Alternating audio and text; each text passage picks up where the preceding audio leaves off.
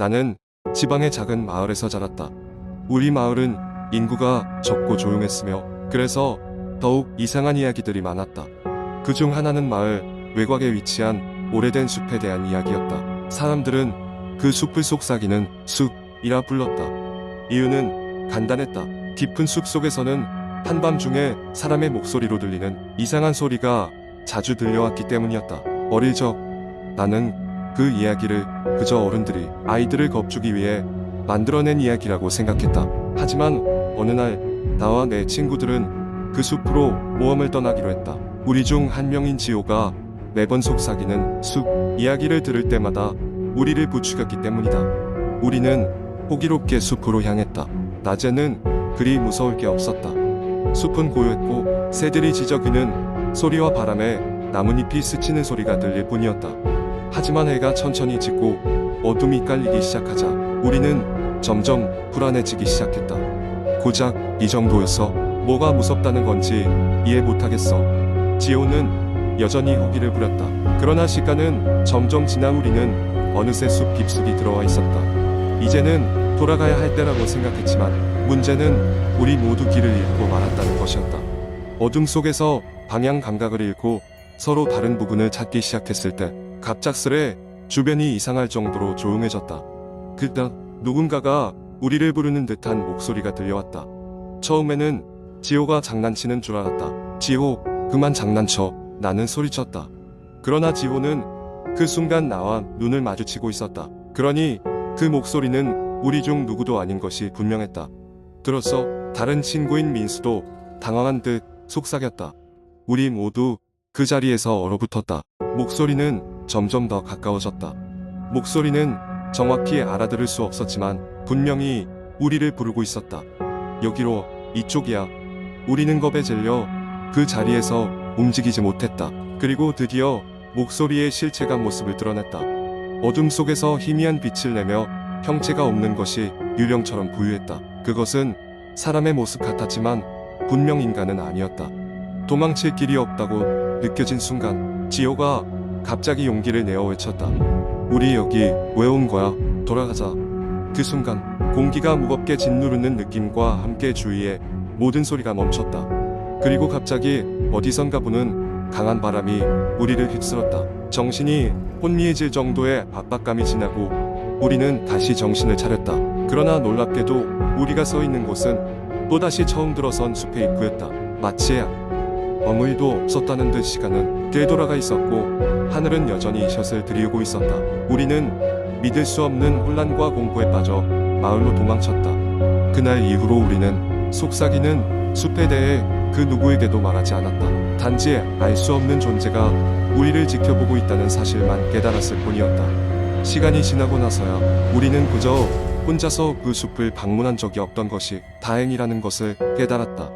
속삭임은 그저 이야기가 아니라 현실이었으니까. 두 번째 이야기 물론 가능합니다. 오늘은 당신에게 한국 인터넷에서 자주 보이는 공포 이야기를 길게 풀어 설명해 드리겠습니다. 이야기의 주인공은 서울에서 자취를 하는 25살 직장인 지수입니다. 그녀는 최근 회사에서 늦게까지 야근을 하느라 집에 돌아오는 길이 항상 늦었습니다. 어느 날 밤 지친 몸을 이끌고 집으로 돌아가는 길에 지수는 집 근처에서 이상한 낌새를 느끼기 시작했습니다. 그녀가 살고 있는 아파트는 오래된 건물로 밤이 되면 복도에 울려 퍼지는 발자국 소리가 쓸쓸함을 더했습니다.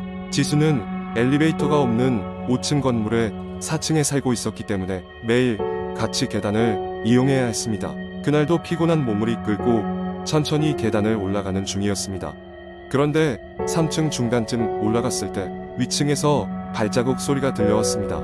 밤이 늦은 시각이라 이웃 주민들이 다들 잠들었을 시간인데 발자국 소리가 들리니 이상하다는 생각이 들었습니다.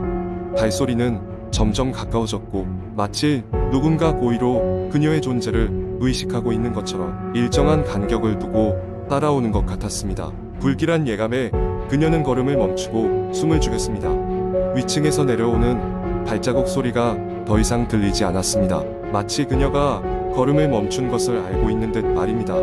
심장이 빠르게 뛰기 시작했고 그녀는 진정하기 위해 심호흡을 했습니다. 다시 한번 걸음을 옮기려는데 이번에는 반층 아래쪽에서 또 다른 발자국 소리가 들려왔습니다. 이제는 위아래로 둘러싸인 느낌이었습니다. 공포에 질린 그녀는 최대한 조용하게 전화기를 꺼내었고 112에 전화할 준비를 했습니다.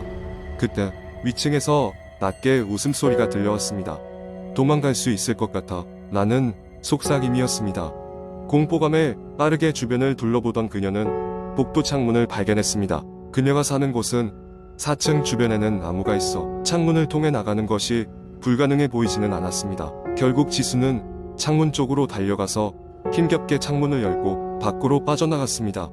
다행히도 창문 아래로는 큰 나무가 있었고 그녀는 나뭇가지를 잡고 내려갈 수 있었습니다. 땅에 착지한 후 숨을 고르며 건물을 올려다본 그녀는 4층 복도 창문에 누군가가 서 있는 것을 발견했습니다. 그러나 얼굴은 어둠에 가려 보이지 않았습니다. 그 사건 이후로 지수는 집을 옮기기로 결심했고 다시는 그 아파트 근처로 가지 않았습니다. 그녀는 그날의 일을 친구들에게 이야기했지만 모두 꿈이나 과로로 인한 환상일 것이라고 말했습니다. 그러나 지수는 아직도 누군가 그녀를 따라오던 그 발자국 소리를 잊을 수가 없습니다. 그녀의 이야기는 인터넷 커뮤니티를 통해 퍼져나갔고 많은 사람들이 비슷한 경험을 나누며 서로를 위로했습니다. 하지만 그날의 정체불명의 인물과 그 기이한 발자국 소리는 여전히 미스터리로 남아 있습니다. 세 번째 이야기 몇 년 전 나는 서울 외곽에 위치한 작은 마을로 이사를 가게 되었다. 도심의 소란함을 피해 조용한 삶을 꿈꾸며 선택한 곳이었다. 도심에서 멀리 떨어진 그곳은 숲과 언덕으로 둘러싸인 평화로운 마을이었다. 이사 첫날 이웃 주민들과 인사를 나누며 집 주변을 둘러보던 중길 건너 오래된 한옥 한 채가 눈에 띄었다. 집주인이 없다는 뜻 휑하니 비어있는 그 집은 마치 시간에 갇힌 듯한 인상을 주었다.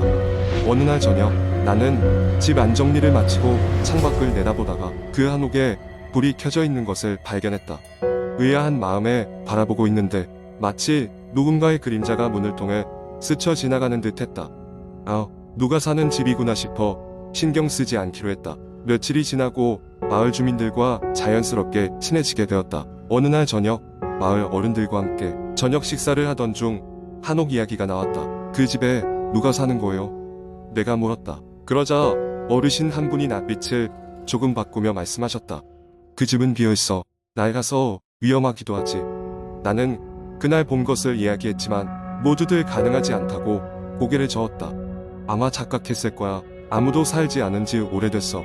그날 밤 나는 다시 한옥을 바라보았다. 이번에는 창문 틈 사이로 확연히 누군가가 안에서 걸어 다니는 모습이 보였다. 나는 궁금함을 이기지 못하고 핸드폰을 챙겨 집을 나섰다. 집 앞으로 다가가자 오래된 나무 문이 삐걱거리며 열렸다. 안에서 바람 부는 소리가 스산하게 들려왔다. 나는 조심스레 안으로 발을 들였다. 집안은 먼지와 거미줄로 가득했지만 분명히 누군가 최근까지 사용한 흔적들이 남아있었다. 방 안에는 낡은 책상과 의자가 놓여 있었고 벽에는 오래된 사진 몇 장이 걸려 있었다. 신기하게도 사진 속 인물들은 미묘하게 날 바라보는 것 같았다. 그 순간 갑자기 차가운 바람이 방 안을 휘감고 문이 쾅 닫혔다. 나는 놀란 마음에 뒤돌아 문 밖으로 달려나갔다. 집으로 돌아온 내내 기분이 묘했다. 정말 귀신이라도 있는 건가? 나는 생각이 머릿속을 떠나지 않았다. 그 후로 몇 주간 한옥 쪽으로는 발길을 끊었다. 그러나 밤이 되면 어김없이 불빛이 보이고 쉼없이 그림자가 움직이는 것이 느껴졌다. 마치 나를 부르는 듯한 느낌에 결국 나는 마을 사람들과 다시 상의를 하게 되었다. 마을 사람들은 내 이야기를 듣고 모두 동요했다. 그러던 중 한 어르신이 마침내 오래된 이야기를 꺼냈다. 그 집엔 옛날에 젊은 여자 귀신이 산다고 했어. 그녀는 애인을 기다리다 병으로 세상을 떠났지. 그래서 지금도 누군가를 기다리며 그 집을 떠나지 못한다는 이야기가 전해져 내려왔어. 이야기를 들은 후 나는 더 이상 그 집에 접근하지 않았다. 하지만 밤이 되면 계속해서 그 집에서 불빛이 깜빡이는 것을 보았다. 마치 살아있는 생명체가 그 안에 있는 것처럼. 그리고 어느 날 그 빛이 갑자기 꺼졌다. 이후로 그 집엔 아무것도 없었다는 듯 불빛도 그림자도 사라졌다. 마치 없었던 일인 양. 그 일이 있고 난 이후 나는 마을 사람들과 그 집에 대한 이야기를 더 이상 나누지 않았다. 그러나 마음 한켠엔 여전히 그날 밤의 서늘함과 묘한 호기심이 남아 있었다.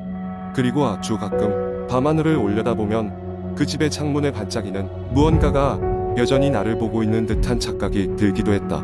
네 번째 이야기. 서울의 번잡한 도심에서 조금 벗어난 작은 마을에는 오래된 폐가가 하나 있었습니다. 주민들은 그곳을 귀신의 집이라 부르며 가까이 가지도 않는 곳이었고, 그 이유는 여러 가지 괴기한 소문 때문이었습니다. 소문에 따르면 20년 전 그 집에서는 끔찍한 사건이 있었다고 합니다.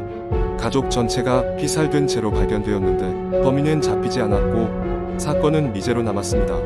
이 집에 대한 이야기는 전설처럼 내려오고 있었고, 많은 사람들이 호기심에 그 집을 찾았지만 다들 돌아온 후에는 이상한 일들을 경험했다고 말했습니다. 어떤 이는 밤마다 누군가 자신을 지켜보는 듯한 섬뜩함에 잠을 설쳤고, 또 다른 이는 알 수 없는 소리 때문에 정신이 나갈 것 같은 지경에 이르렀다고 했습니다. 그런데 이런 소문이 더 자극적이었는지 한 블로거가 이 집을 조사를 하겠다며 실시간 방송을 하겠다고 선언했습니다. 블로거의 이름은 민준이었고, 그는 공포 콘텐츠로 많은 구독자를 가진 인기 유튜버였습니다. 민준은 폐가에 카메라를 설치하고 실시간 스트리밍을 시작했습니다. 처음 몇 시간 동안은 아무 일도 일어나지 않았습니다. 민준은 폐가의 내부를 세세히 보여주며 각 방의 상태와 발견한 이상한 물건들을 시청자들에게 설명했습니다. 그때까지만 해도 시청자들은 별다른 흥미를 느끼지 못했지만, 그러고 나서 갑자기 상황은 급변했습니다. 민준이 오래된 저택의 지하실 문을 열고 들어선 순간 스트리밍 화면은 갑자기 일그러졌습니다. 끼익거리는 소리와 함께 화면은 흔들리기 시작했고, 시청자들은 무언가 잘못되었음을 직감했습니다. 채팅창은 "나 불길해, 빨리 나가" 같은 메시지들로 가득 찼습니다. 하지만 민준은 이를 무시하고 지하실 더 깊은 곳으로 걸어갔습니다. 그곳에는 오래된 가구들과 박스들이 즐비했고, 한쪽 구석에서는 이상한 냄새가 났습니다. 그는 냄새의 근원지를 찾기 위해 박스들을 열어보았고, 그중 하나에서 긴 머리카락이 삐져나오는 것을 보고 깜짝 놀랐습니다. 늘어난 머리카락 끝에 붙어있는 것은 다름 아닌 인간의 두개골이었습니다. 민준은 그 자리에서 얼어붙었고, 그 순간 지하실에 불이 깜빡거리기 시작했습니다. 깜빡거리는 불빛 속에서 그는 누군가 뒤에 서 있는 것 같은 기분을 느꼈습니다. 돌아보는 순간 민준은 화면을 보며 손짓하는 형체를 발견했습니다. 그 형체는 과거 그 집에 살던 가족 중 한 명으로 추정되는 사람이었고, 그가 뭔가 말을 하려는데 갑자기 모든 불이 꺼졌습니다. 화면은 완전히 사라졌고 스트리밍은 끊어졌습니다. 다시 연결됐을 때는 민준의 흔적도 없이 폐가 앞을 비추는 카메라 화면뿐이었습니다. 이후 경찰이 수색에 나섰지만 민준의 행방은 찾을 수 없었습니다. 이 사건 이후로 그 집에 관한 이야기는 더욱더 으스스해졌고, 아무도 그 근처에 가지 않았습니다. 사람들은 그저 민준이 사라진 이유가 집에 얽힌 끔찍한 사연 때문이라고만 추측할 뿐이었습니다. 이 이야기는 그렇게 도시 전역에 퍼져나갔고, 몇몇 블로거들은 새로운 호기심에 도전하기 위해 이 집을 찾았지만 결과는 달라지지 않았습니다. 범인은 여전히 잡히지 않았고, 새로운 실종자는 계속해서 그저 전설처럼 회자될 뿐이었습니다. 현재 그 집은 출입금지 구역으로 지정되어 있지만 주위 사람들은 여전히 그곳에서 속삭이며 울부짖는 소리를 듣는다고 말합니다. 시간이 갈수록 그 소리는 더욱 선명해져 갔고, 마을 사람들은 모두 불안에 떨고 있었습니다. 이 이야기는 그렇게 오랜 시간 동안 사람들에게 공포를 안기며 살아남았습니다.